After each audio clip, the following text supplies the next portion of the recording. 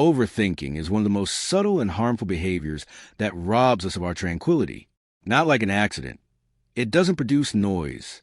Although it doesn't cause major disruptions, it gradually reduces our level of satisfaction. We repeatedly play back our previous errors. We miss that one opportunity and use the incorrect word. Or we envision issues that haven't even materialized yet. What if I don't succeed? What if they make fun of me? What if I'm not enough good? Our minds seem to be like prisons. The unfortunate thing is that we are both the guard and the prisoner. These days, this behavior has become so widespread due to stress, competitiveness, and societal pressure that many of us are unaware of the harm it is causing.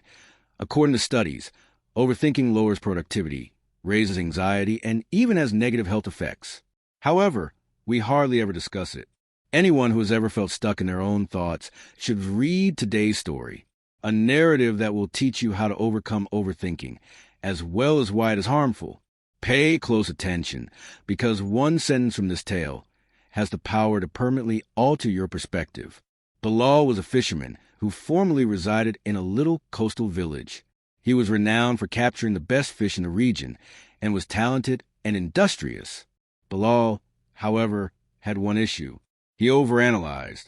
Bilal would sit on the coast and gaze at the water every morning as other fishermen pushed their boats out to see what else were racing through his head. What if today is a stormy day? What happens if I spend hours at sea and catch nothing? In the middle of the ocean, what if my boat breaks? What happens if I get harmed and nobody comes to my aid? He spent more time on land than in the sea because of these thoughts. The sky was clear, and the tide was ideal one sunny morning. Bilal sat by himself on the sand while the other fishermen all sailed away.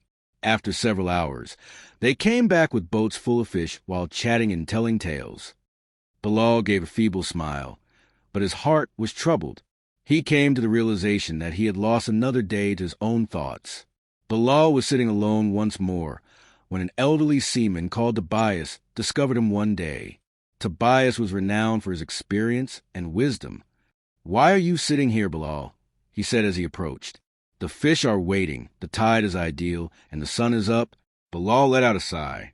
"However, what happens if something goes wrong? What if the fish aren't there today, I get lost, or there's a storm?" With a soft smile, Tobias gestured toward the sea. "Is that bird soaring above the waves visible to you? It flies despite not knowing if it will find food today, because trying is the only way to know." Something changed in Bilal that day. Without giving it any thought, he chose to set sail. He was shocked to find the sun warm, the water tranquil, and an abundance of fish.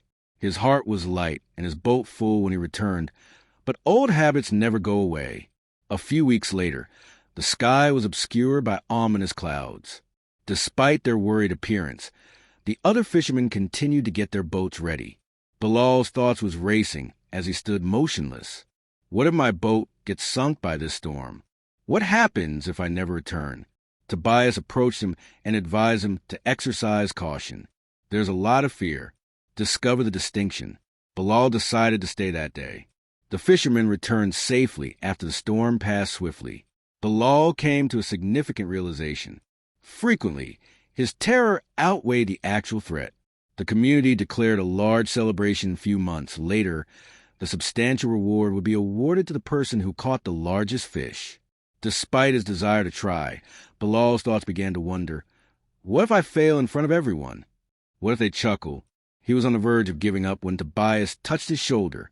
Many ships remain anchored to the shore because of the Bilal fear of failing. Untie yourself. Bilal was encouraged to go. He had to contend with choppy waves, fluctuating winds, and hours without catching anything. However, he won the festival award and caught the biggest fish of his life in the last hour. The audience's applause did more than just fill his ears. They at least temporarily quieted the voice of his overthinking. Aaron was taken by Tobias to the seaside cliff's edge one evening. The sea turned gold as the sun set. Your mind is like the sea, Bilal, he continued. You can't see well into it if the waves are too erratic. You'll see your route if you calm down. Before deciding, Bilal developed a new habit from that day on. Is this thought protecting me or stopping me? He would question himself after taking a deep breath and counting 10. He became aware of changes gradually. He loved life more, sailed more frequently, and was less afraid. He also began teaching young fishermen how to think logically in addition to how to fish. Overanalyzing is similar to rocking in a chair. It doesn't do anything, but it keeps you occupied. The majority of the issues we worry about are mental in nature. The fact is that you will never have ideal circumstances in life. There will always be waves in the water. There will always be clouds in the sky. And there will always be uncertainty about